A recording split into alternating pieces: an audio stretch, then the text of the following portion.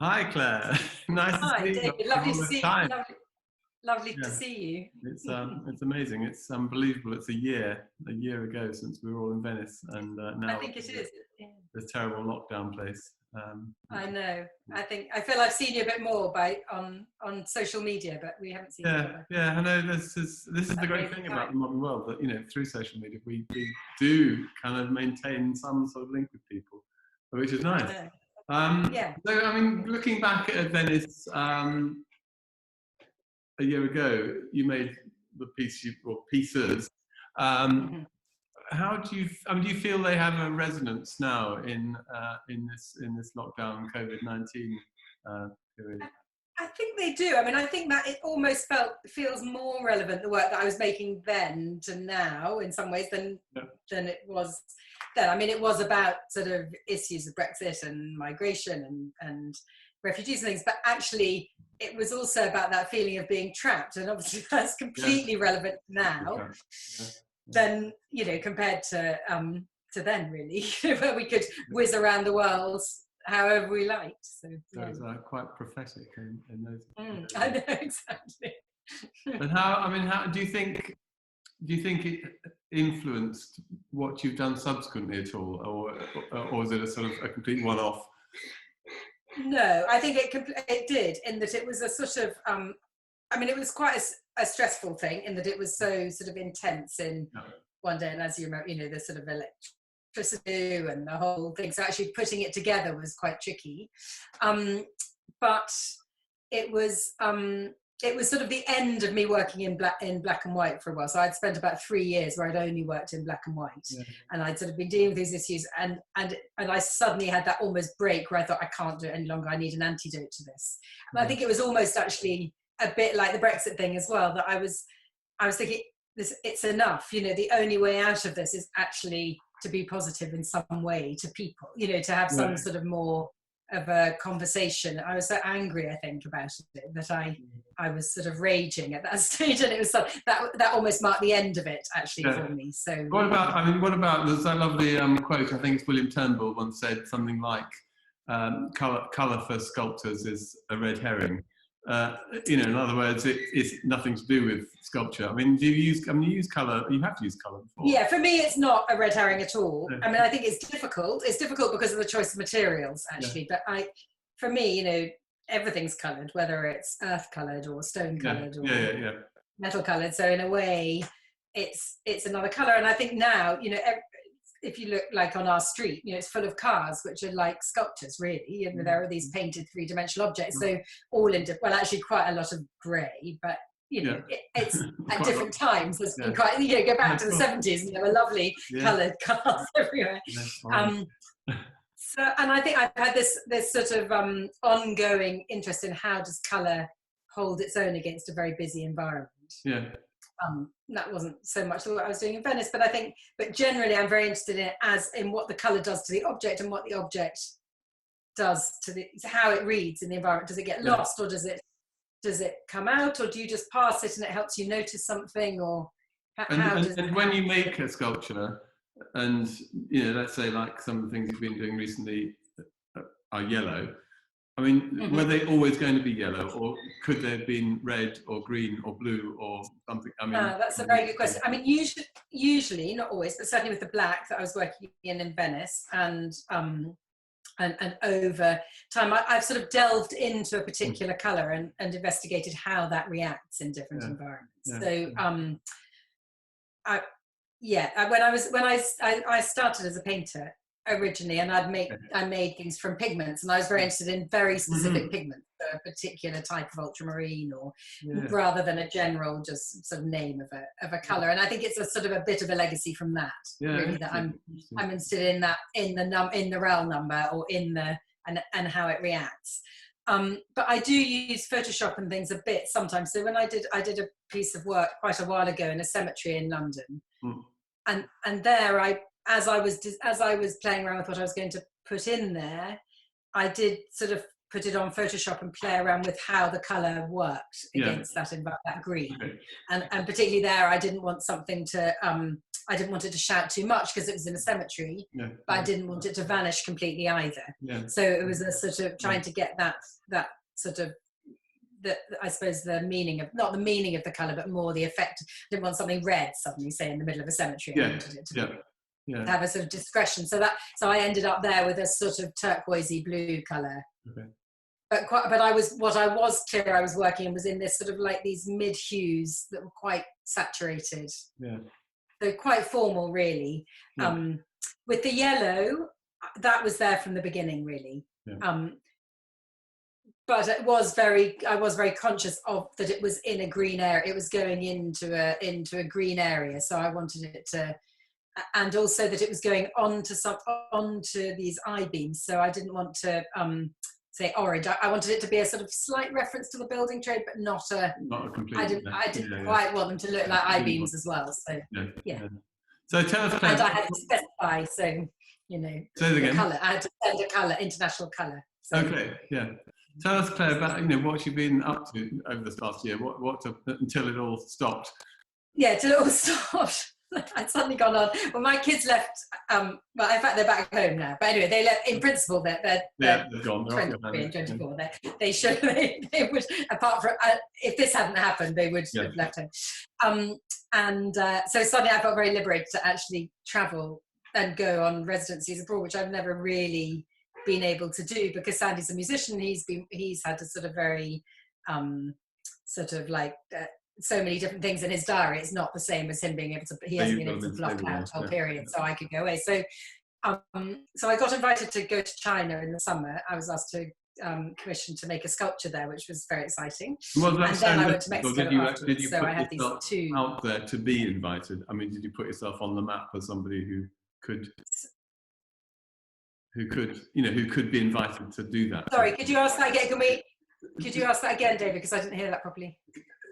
Did you put yourself out there as somebody who could be offered that sort of commission, having got to this point where you were about to go, or was it serendipitous? It came along. No, it was serendipitous. I was invited by somebody through the Royal Society of Sculptors who'd seen my work. So it was so it was really exciting. It was great. It was really exciting, and I love China, which I hadn't really expected to do. So it was a really, it was a really exciting experience. That actually. What did you love about China most? What was the thing which? Well, I love the food actually. So I hadn't expected to really love the food because I haven't really enjoyed Chinese food that much in London. Yeah, and I've heard people say that before, that you need to go to China to eat Chinese food. It was just amazing. I mean, I did slightly think I'm going to eat it. I'm not going to be, I'm sort of like semi-vegetarian. I used to be vegetarian all the time and now I'm almost vegetarian. Okay. I just thought that's just not going to work because I'd been learning Chinese, but my Chinese isn't really up to sort of conversations about whether a stock is meat stock or, but the vegetables, I hadn't expected the vegetables to be so amazing and everything was so interesting and I loved, it was also, you've done some teaching there, haven't you? I sort of I haven't been out there but we did some projects where we're exchanging and yes. So there's this fantastic way they eat, which is, we've all seen the round tables in Chinese restaurants here, but it's perfectly fine the moment you're a bit bored with your conversation or you just feel like a bit of a change to get up and go and chat. You take your drink and you go and say cheers to someone on the other side of the table. So the whole thing's a much more it's a much more movable thing and you're up and down quite a lot and there's no really making you sit there for a whole meal in one place. I really love that. Was really fun. Interesting, really fun. And in with the benefit of hindsight, and who knows where this COVID thing started, but let's suppose it might have started in a market in Wuhan. I mean, would you have been more trepidatious about your sort of willingness to engage with the food being offered? Well, that's a very good question. I suppose what I'm asking, did you get some pretty sort of strange things to eat? There was only, well, actually, my downfall was the soups. I think I'd be a bit nervous asking for soups on my own again because what looks like one. So because I did a bit of traveling when I went to Shanghai, I thought, that looks a lovely vegetable soup with beans in it, and it was frog soup. So that was a bit of a, but obviously a speciality. I mean, in France, I've had Yeah. France before, Yeah. but you know, Yeah. and then a horrible intestine soup. Because it was all hidden in it, so you didn't quite know what you were getting. So I think that would be my word of warning, is watch the soups. But everything else was, I mean, lovely mushrooms and vegetables and just delicious. You're right. I mean, maybe I would have been now, because I did go through Wuhan, but it's been a lovely thing actually having friends over there and being able to have that conversation with them. And of course they were all locked down before we were, so they had that, they all sent lovely messages and sort of about it. But I was going to go back in at the end of the year to one of the universities for a few weeks, but I don't know whether that'll happen now. We'll see what happens. And what about sculpturally, China? I imagine it has a lot of public works, you know, in parks and in city centres and everything else. Yeah. What about the cityscape itself, the built environment? I mean, did you find that stimulating, exciting, extraordinary? It's very big. Everything's very big, apart from actually in Beijing. I mean, I loved Shanghai, and I didn't think I would. I thought it would be a bit overwhelming. Yeah. But it felt a bit like New York maybe 20 years ago or 30 years. You know, it's sort of like this lovely mixture of big old banks and things, and then little markets, and then skyscrapers. Yeah. And whereas I think what I'd always seen was just pictures that made it look like it was all skyscrapers. Yeah, because that's what you imagine now. China's just as big. Yeah. Whereas Beijing was all very low buildings. It was all these little hutons and things. Yeah. But the thing I suppose that really struck me was this. It felt a bit like London must have done in the Victorian era, or the whole of the UK must have done in the Victorian era. That anything was possible and everything was being built at vast speed. So when they said, like, you know, well, build it, they like built it straight away with no sort of fuss. And for sculpture, all the cities have these great competitions where they commission maybe like 30 sculptors to make sculptures over and over again. So whether that with this will put a stop to that, but there's an amazing sort of respect of art. I think there's maybe confusion. Would you say confusion, or maybe just a very mixed? There's a great mixture of different types of art, and maybe some sort of finding itself of whether it's Western or whether it's traditional Chinese, maybe more, or so that on those projects you tend to get this extraordinary breadth of art that you just wouldn't get here. No. Really. And do you think people understand it as art, or do they use it as a prop to be photographed against? Obviously I think there's an enormous respect for it, actually. That's what I was that's what I was really struck by. And maybe a little bit too much sort of looking to the West without looking back. And developing a contemporary language from, not everywhere, but a contemporary language from China's own history, maybe. But it was really, I did a bit of teaching in a couple of universities, and that was really interesting because everyone was unbelievably keen and interesting, but they were drawing heads from Caesar and or doing models of Caesar's head, which felt a bit of a clash, really. But yeah, exactly. But incredibly open, much more open than I thought that everyone would. Did you go to any of those art factories where they're making paintings by the hundred, or even? I didn't. But the fabricators who were making the sculpture for this sculpture park in Hengshui were doing extraordinary things. They were doing things for the Dubai Biennial, was it Biennial? Anyway, or Expo Dubai, I think. Massive, great 40-panel sort of fiberglass things for the New Zealand Lord of the Rings company, and so there was this sort of really, everything was massive, amazing amount of polished stainless steel, and bronze, but all big. It was all very big. Working in steel girders and things, so they must have some pretty substantial machinery and. Well, they TIG welded the whole thing. So I thought they were going to be I thought they had blocks of the first thing they did, which would never happen here, is they said, would you mind if we did it in stainless steel? I was like, yeah, Well, that'd be lovely. Thank you very much. I was thinking, well, here you'd be sort of arguing about was it going to be galvanized or not, you know, and I would have been saying, well, it'll get, you know, it'll get marked, it'll rust, and it won't look good if it's in steel. But it was all done in stainless steel. And then what, powder coated? I think it's that thing of, sorry. And then powder coated, or and then powder coated, and then painted. In fact, painted. Yeah. They painted it. But the other thing is, I mean, I wouldn't have necessarily made those pieces here because the maintenance is much better there. So every evening they check the sculptures. Every evening they clean the parts thoroughly. And people don't skateboard all over everything. So that's not a criticism of people skateboarding, but it's just you wouldn't have done it here. Just the way it works. Yeah, exactly. So that's nice to know that what you've, because usually in, you know, artist contracts there are, you know, there's a lot of small print at the bottom in terms of, but you know, what's going to happen, the continuity and it was great. No, that was great. And also the fact that, you know, apart from getting the model the 3D model done, and the time, there wasn't an expenditure on. I didn't have to spend anything up front. You know, it wasn't just, sort of. Yeah, you do it. Yeah, so that was great because that doesn't always happen, and it was it was exciting, and it was.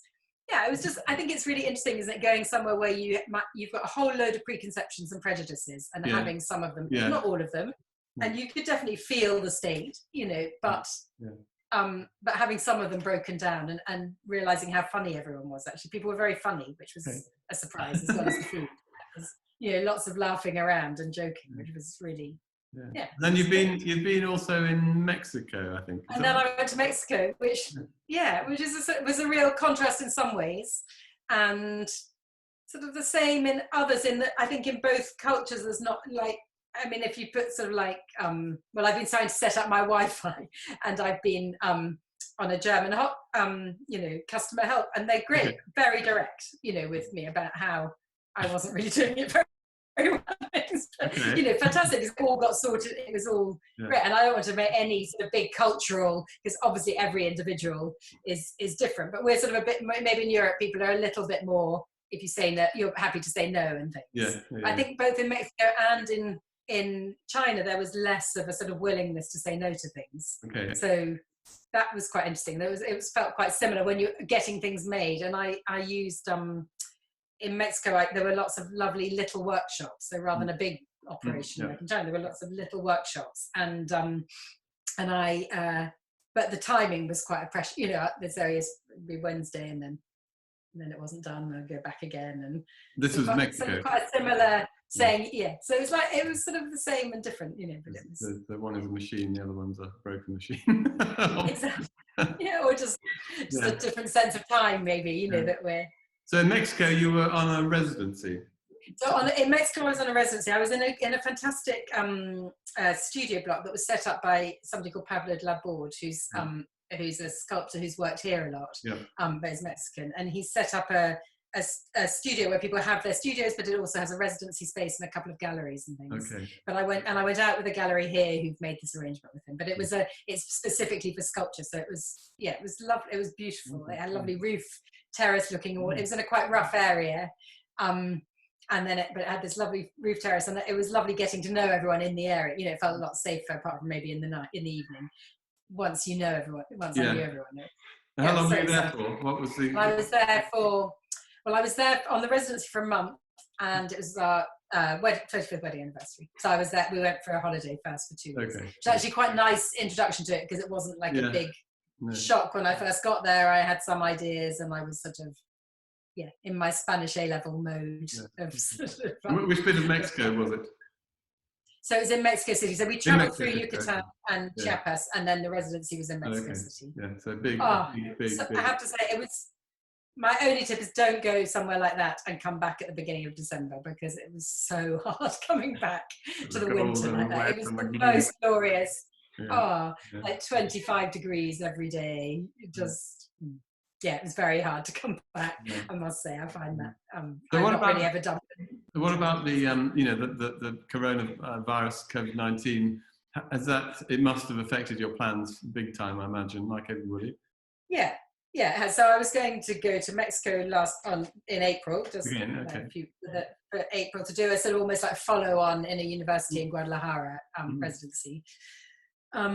so that obviously went, and I've been asked to go out to China, I mentioned, at the end of the year, so I don't know if that'll happen. And then a few exhibitions and bits and pieces, and some stuff that may or may not happen, and some stuff, who knows what happens. And is that frustrating or exciting, the fact that you don't know?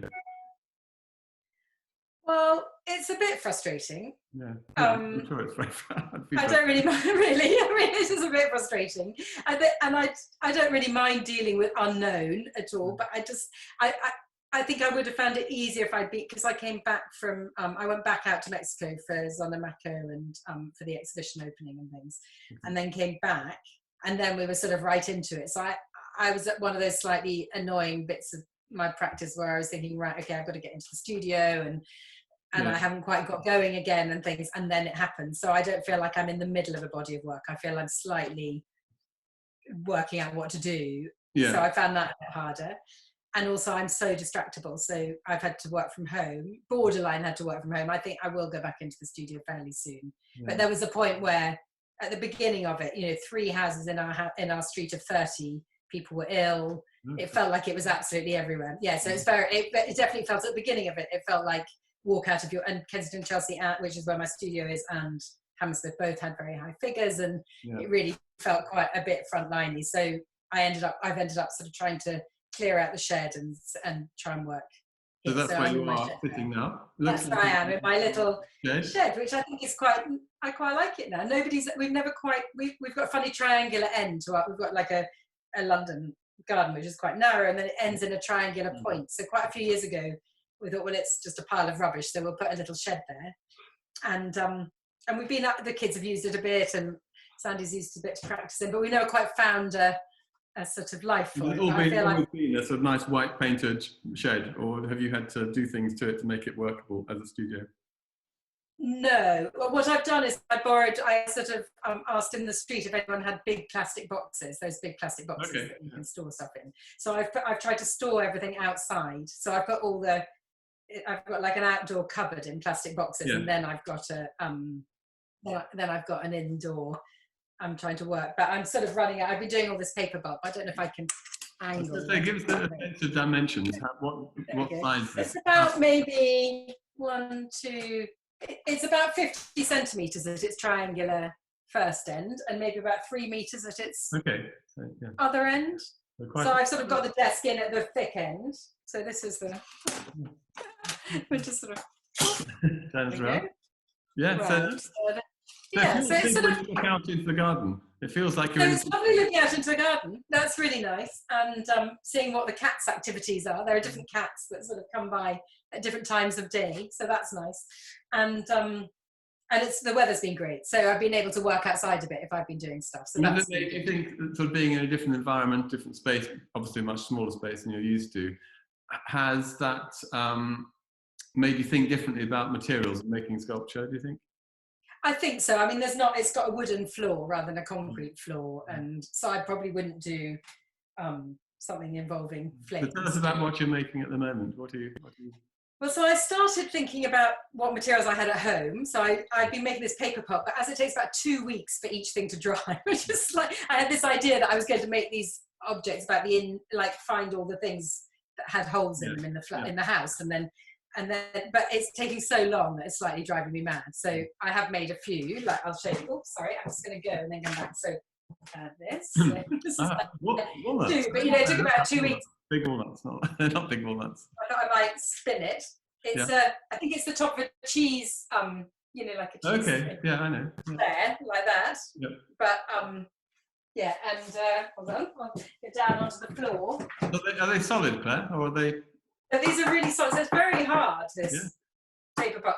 But I've had a lot of difficulty. So I've got quite a lot half dried. But the annoying thing is, because I wanted to do pairs and pull them together, I have to wait 1 week for it to dry, and then and then I have to get that out and then do another one. Same mold. Rather a laborious process. So I tried a bit with plaster, but it was a bit brittle. I've tried in my studio. I've used paper with concrete before. Okay. Yeah. But I'm beginning to think, actually, I thought, right, I've had enough of trying to get these things out of bowls, because so many of them have got stuck, and I've had to just wet it and dump it. Have you got I'll try balloons, but do do you have plaster available that you could be I did order some plaster, and I've been using that a bit with it. It does dry it a bit quicker. Yeah, yeah.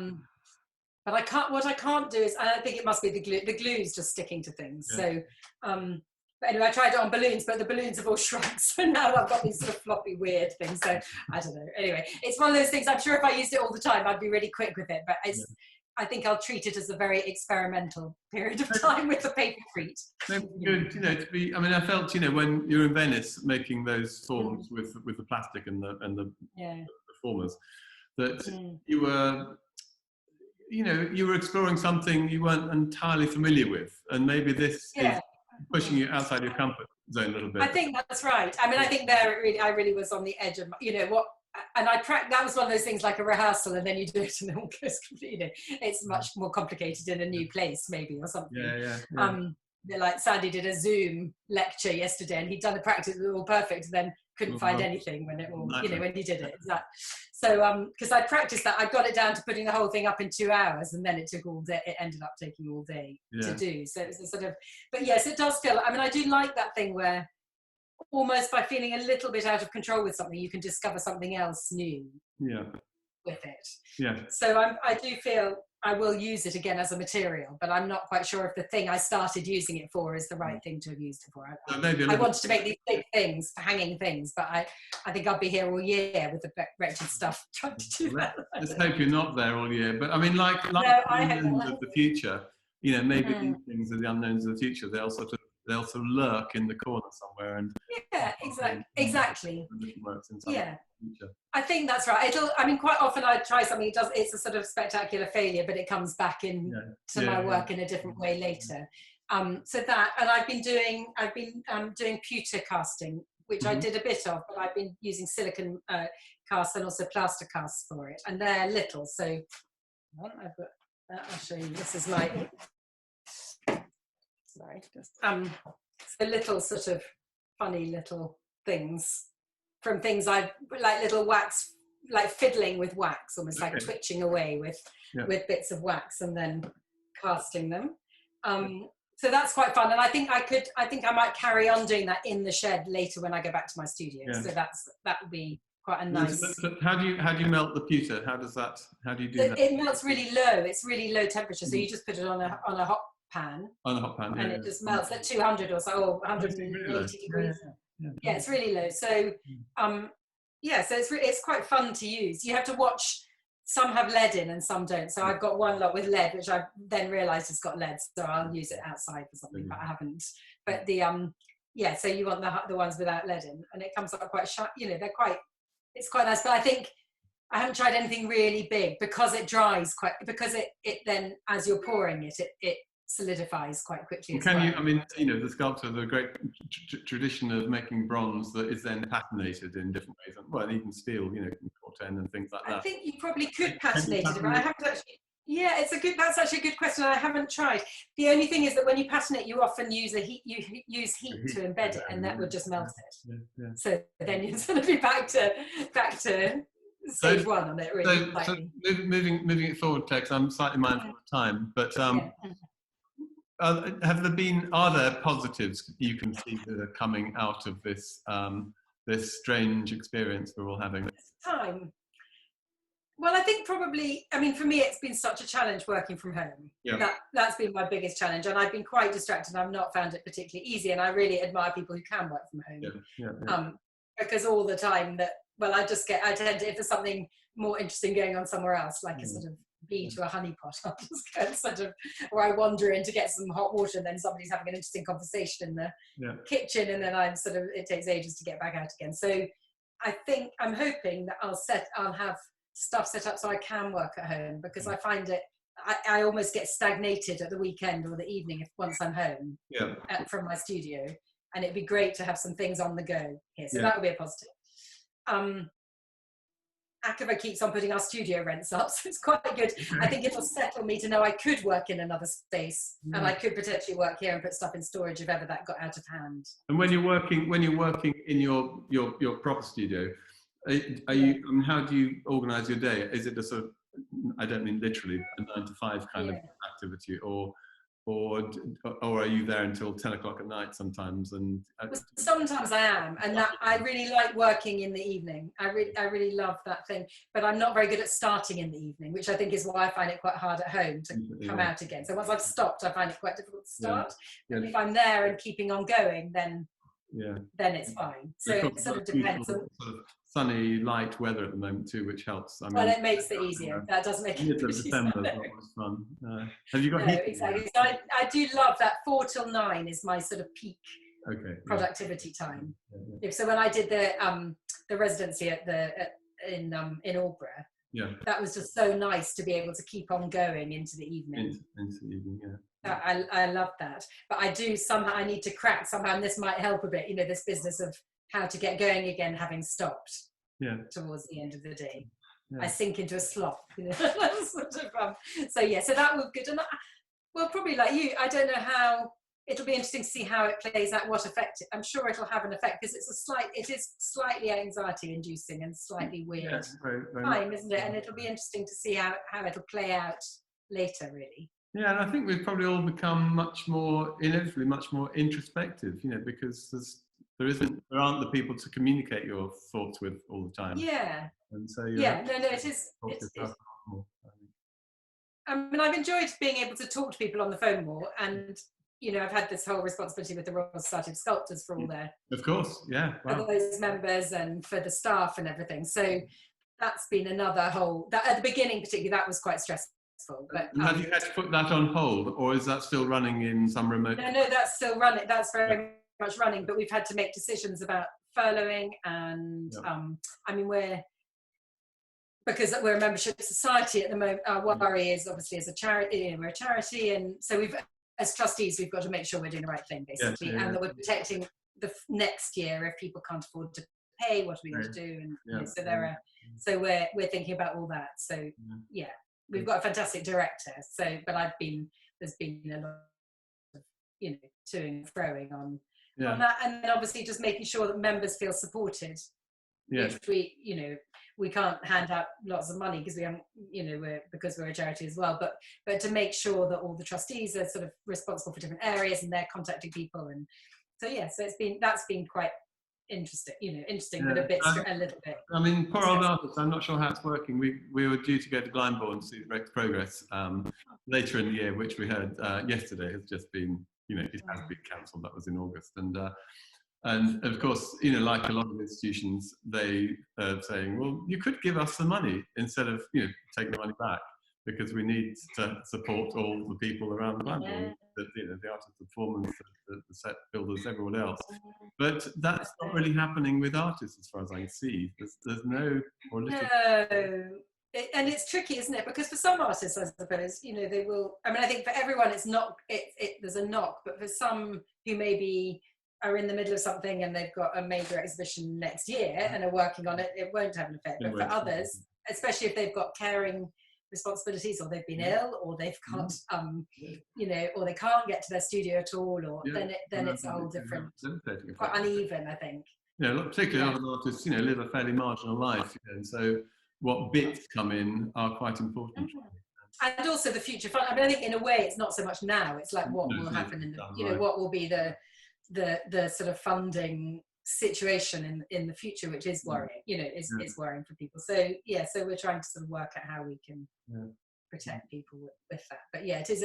I mean, Sandy, our husband's a musician. I mean, that was like dominoes. That all went down in 3 days. 50, I think about 50 jobs went down. Sort of like, it was almost a joke, but it wasn't quite a joke. But he's beginning to do online talks and things now with it. But I think it's going to be ages till music comes back. No, I'm sure. Isn't it really? So talking about the ages before it all comes back, hopefully, and it will all come back. Something will come back. Exactly. Just to sort of end with, what are your plans for after? What is there one burning thing that you feel you are missing at the moment, or will do once? I really miss people, I must say. I mean, we've got a great street, and we've been doing lots of sort of chatting from a distance in the street and things, and that's been fantastic. But I really miss being jostled a bit. I know that sounds a bit odd, but I miss being in the tube, and I miss, walking up. You're unusual. Sorry, I just sort of like, I like being around. Yeah. You know, I don't actually. I don't like sort of massive crowds that sort of push me around, but I miss that sort of physical contact and that just sort of like that that sort of interaction with people most. I think that's what I'm looking forward to. I can't wait to have a street party, to have a sort of supper with people, to have, you know, all of that. Really, that's what I'm missing most of all. Really, I mean, it's weird, isn't it? It's a sort of weird time to be. Well, we've never experienced something like it. So, anyway, Claire, I'm going to have to call time because I know Zoom will run out on us. And so, anyway, thanks so much. It's lovely to